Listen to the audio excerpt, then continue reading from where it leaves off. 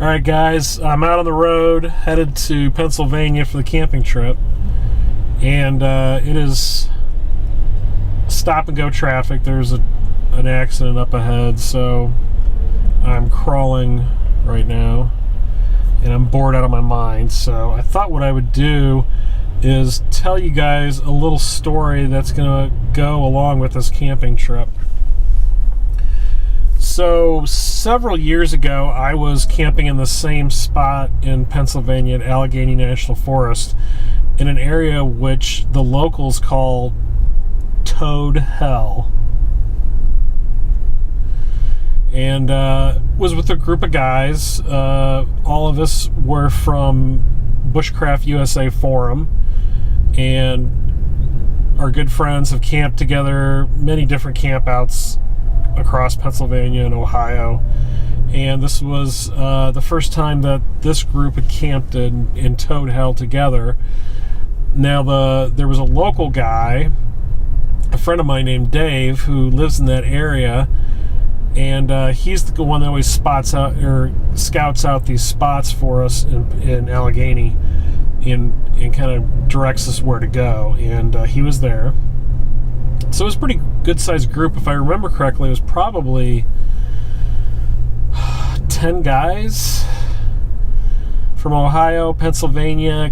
I think a couple guys from Canada were there, and New York State. So a pretty big group.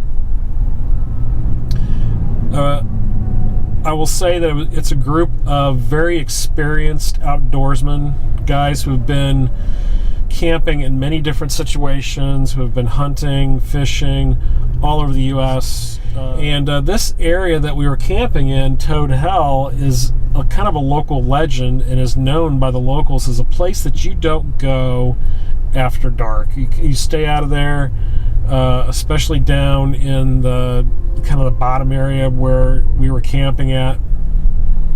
And the reason for that is because there's been a lot of kind of strange experiences, but primarily I believe there's been Bigfoot sightings in that area.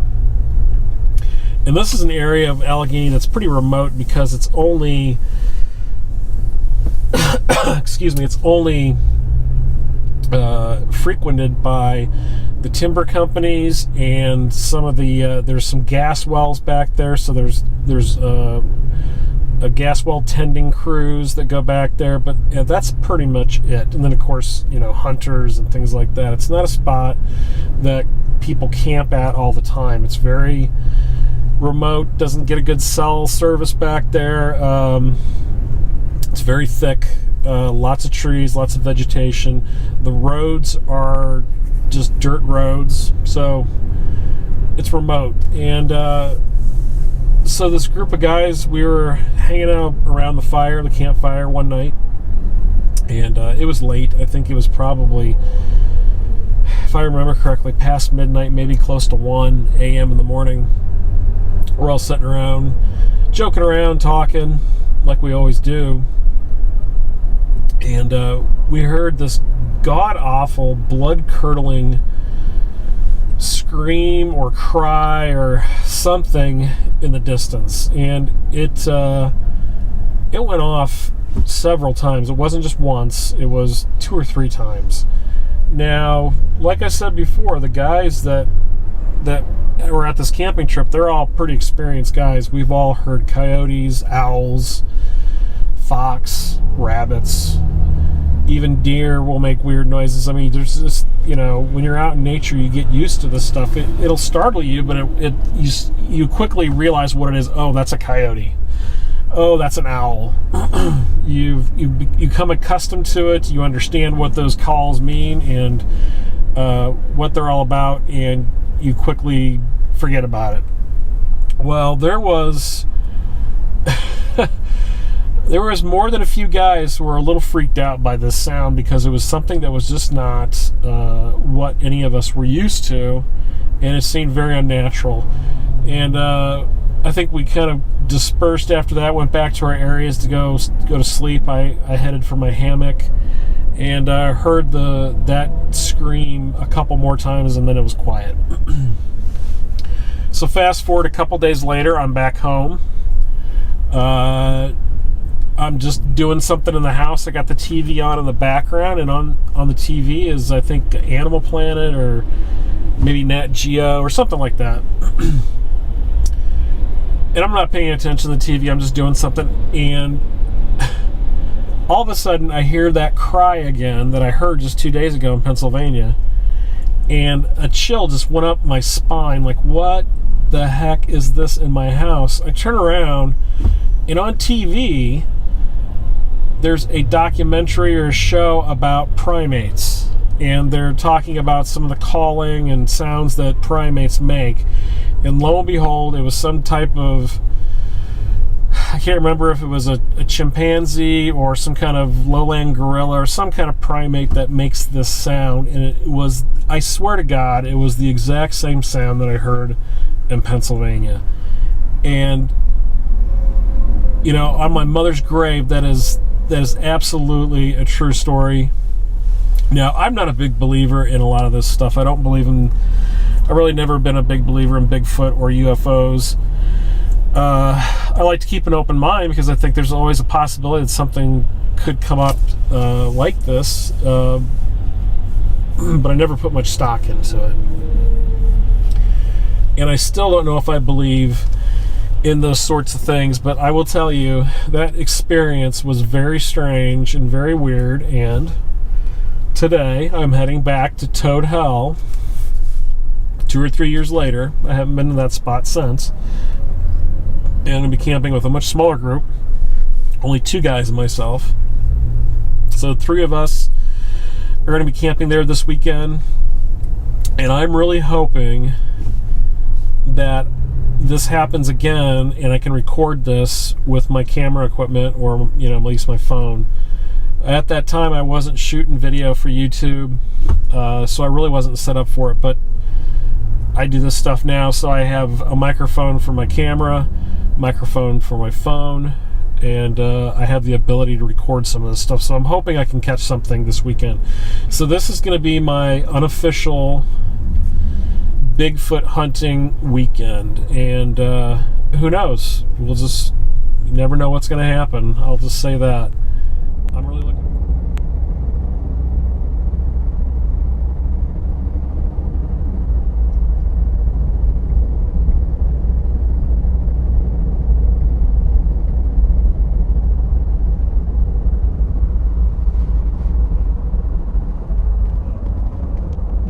Coincidence? I don't think so. This is the road leading in. Here's the guy's trucks. And I gotta find a trail. Hey, hey! Yeah! Did you hear me honk? That's when I came out.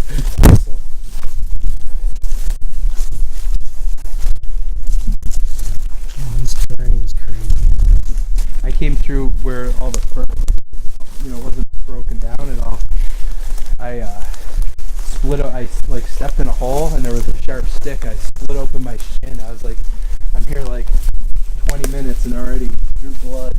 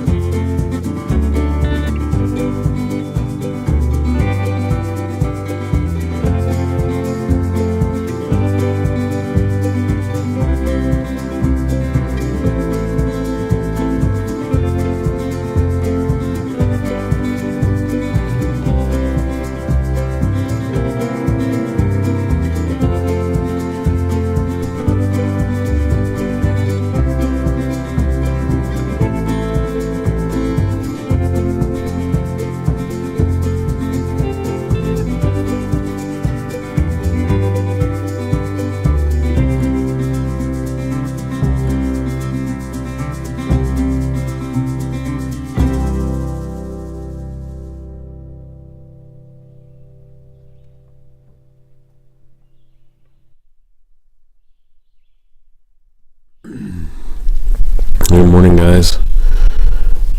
It's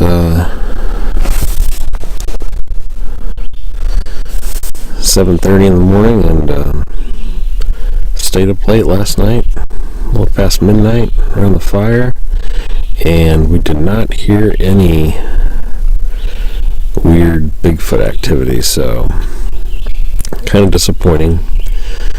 I was talking to my friend Dave, and who lives out in this area, and he said that sometimes you come down here and you hear it all the time, and other times you come out here and you hear nothing. So hopefully maybe tonight, since tonight's our last night, we'll be able to hear some of those strange calls that I was talking about earlier. I really want to get them recorded this time, and so other people can hear it too, because it's pretty neat. Did hear some coyotes last night, and I think there was an owl also going on maybe in the middle of the night, but other than that, it's pretty quiet.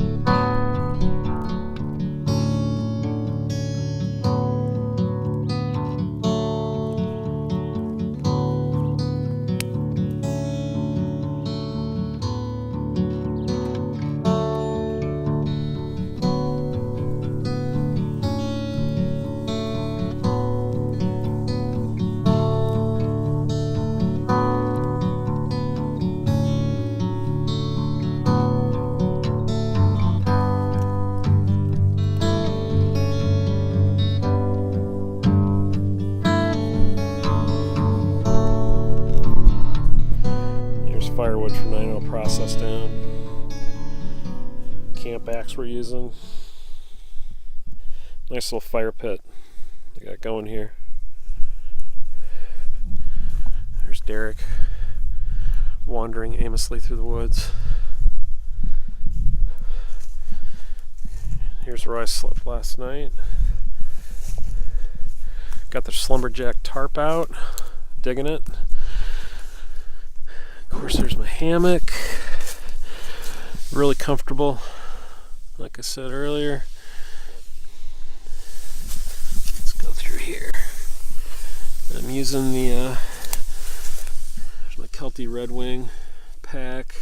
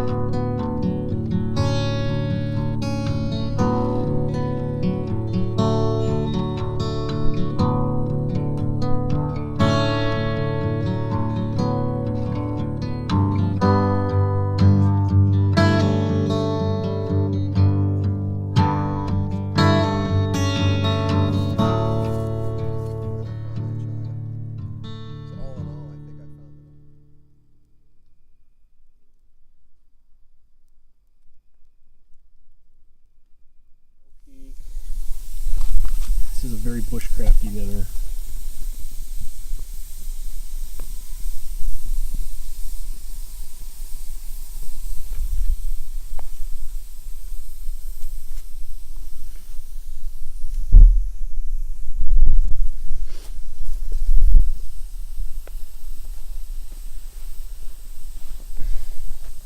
God, I feel like I'm in an Oliver Twist movie.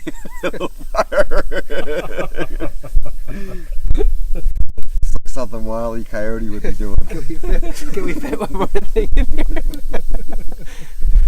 Eat like hobos.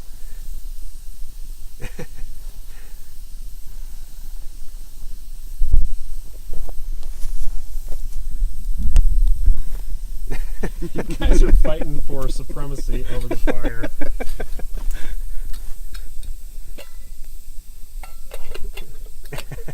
You have a bigger fire, but we can actually expand it. Or we can have a corner. Derek! Jesus!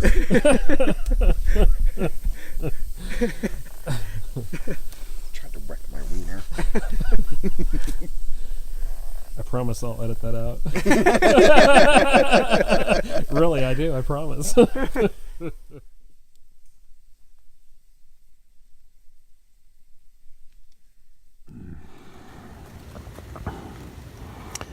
It's Saturday night, about 11 o'clock, and